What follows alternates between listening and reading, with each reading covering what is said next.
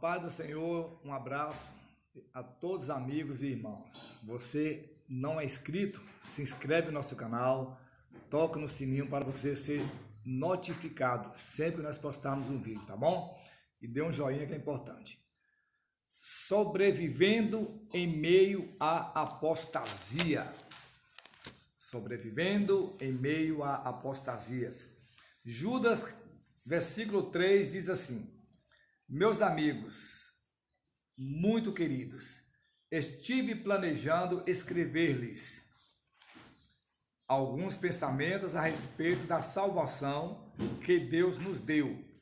Porém, agora vejo que em vez disso, devo escrever-lhes de uma outra coisa, instando com vocês para que defendam bravamente a verdade que Deus, uma vez por todas, entregou ao seu povo para conservar sem mudança através dos anos. Ou seja, Deus entregou algo, uma palavra, mandamentos, e o que foi alertado por Judas concernente à igreja primitiva, já estamos contemplando em nossos dias atuais. Em pleno século XXI, nunca se viu tanto apostata, tanta apostasia. Hoje contemplamos apostatas camuflados, como o termo que Judas usa na sua passagem, rochas submersas, dentro das igrejas, essas rochas submersas. No verso 17 ele diz que, vós porém, amados, falando conosco, né, se dirigindo a nós, a igreja de hoje, a partir daí ele trata como podemos sobreviver, né, sobreviver em tempos de apostasia. A igreja limpa, a igreja pura, como que ela consegue viver dentro de um mundo de apostata? Agora veja bem, quando o nascimento da igreja, ela era tremendo, né? A igreja primitiva, ela era estimulante, ela era pura, a igreja era poderosa e a igreja era produtiva. Coisa maravilhosa, irmão, extraordinária. No nascimento da igreja, a igreja gerava tudo isso. Gerava estímulo, gerava pureza, gerava poder e era produtiva. Então, os primeiros cristãos se dedicavam à oração, tá? Olha, vamos trazer para os dias de hoje isso aqui, tá bom? Vamos fazer um paralelo. Veja o que era a igreja primitiva. Eles se dedicavam à oração, se dedicavam à adoração e se dedicavam à doutrina dos apóstolos.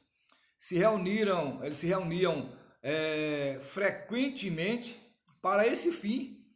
O resultado, coisa tremenda, coisa de Deus, foi um poderoso impacto evangelístico.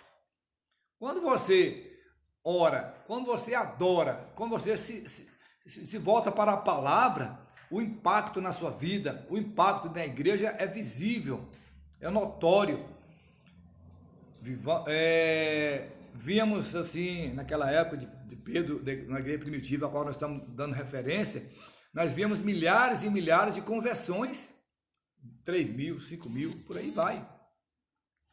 Agora veja bem, a igreja estava cheia da verdade, a igreja estava cheia da fé, a igreja estava cheia do amor, da generosidade, de paixão pelos perdidos e por esperança. Coisa tremenda. Então, tudo isso foi influenciado pelo ensino, tá? Pelo ensino. Não tem fórmula mágica. O segredo é a palavra.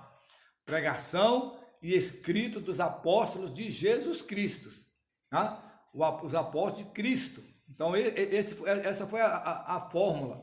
Não tinha nada diferente, tá? Era somente usar a palavra. Então, mesmo na infância da igreja, mesmo no começo da igreja, eles receberam do Espírito Santo o privilégio de olhar para o futuro, olhar para longe, olhar para frente. Aí eles enxergaram. Quando eles passaram a aprimorar na palavra, quando eles passaram a adotar a pregação, os escritos, botar em prática, eles começaram a enxergar lá longe, futuro. começaram a enxergar longe o reino messiânico, enxergar longe o arrebatamento da igreja, o novo céu, a nova terra, a glorificação dos santos. Olha que coisa tremenda, o evangelho espalhado pelo mundo, o florescer da igreja até o juízo eterno. E tantas outras coisas, porque ao passo que nós pregamos a palavra, o Espírito abre-nos entendimento, abre nossa visão, para não sermos levados por ventos de apostasias.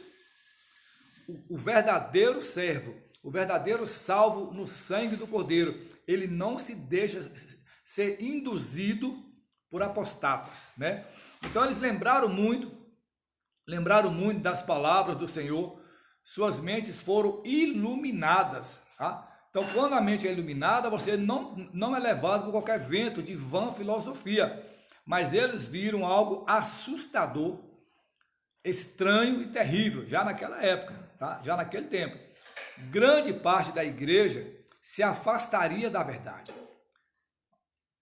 Hoje não tem diferença de hoje. Perverteram as escrituras, abandonaram o verdadeiro evangelho, como também abandonaram a Cristo. Hoje é diferente? Tem alguma novidade, alguma surpresa nos dias atuais? Então, diante de tudo isso que eles estavam experimentando naquela época, essa realidade parecia inacreditável. Eu quero ler aqui o versículo 17 e 19 de Judas. Olha o que diz, do 17 ao 19. Queridos amigos, lembrem-se que os apóstolos do nosso Senhor Jesus Cristo lhes disseram que nos últimos tempos, viriam escarnecedores, cujo único propósito na vida é deleitar-se em todas as formas de maldade que se possa imaginar. Eles provocam discussões, tá? Amam as coisas pecaminosas do mundo e não têm o Espírito Santo morando neles ou habitando neles. Então, a gente lendo isso aqui, a gente já tem uma ideia do que Judas está nos alertando para o futuro. Eu vou ler novamente, queridos amigos, lembre-se que os apóstolos do nosso Senhor Jesus Cristo lhes disseram que nos últimos tempos viriam escarnecedores, cujo único propósito na vida é deleitar-se em suas formas de maldade que se possa imaginar. Provocam discussões, amam coisas pecaminosas do mundo e não têm o Espírito Santo morando neles, habitando neles. Então, Judas alerta aqui para a gente atentar para isso. Então, é inimaginável pensar que as pessoas se desviassem da glória dessa verdade. Diante de tudo que foi pregado, diante de tudo que foi ensinado, era algo inimaginável, tá certo? Mas foi o que os apóstolos disseram. Aí Judas diz que as pessoas são atraídas pelas coisas mais degradantes, né? Eles direcionam o seu olhar, o seu viver para as coisas mais degradantes e que são desprovidas de vida espiritual, mas estavam dentro da igreja, visível, dentro da igreja, congregando, vendo, contemplando, ouvindo, né? Então Judas escreveu que os apostatas haviam chegado, né, os mesmos que Pedro disse que viriam, né? Judas alerta, já chegaram, aqueles mesmos que Pedro já alertava que eles viriam. 25 anos depois que Jesus deu as cartas às 7 igrejas para João na ilha de Patmos, né? A gente vai lá em Apocalipse capítulo 2 e 3, a gente vai encontrar através das cartas, a gente vai ver que as profecias, olha que coisa tremenda aqui, as profecias dos apóstolos sobre o surgimento de falsos mestres já havia ocorrido no primeiro século. Judas escreveu por volta do ano 70 depois de Cristo e as cartas das 7 igrejas foram dadas em algum momento nos anos 90.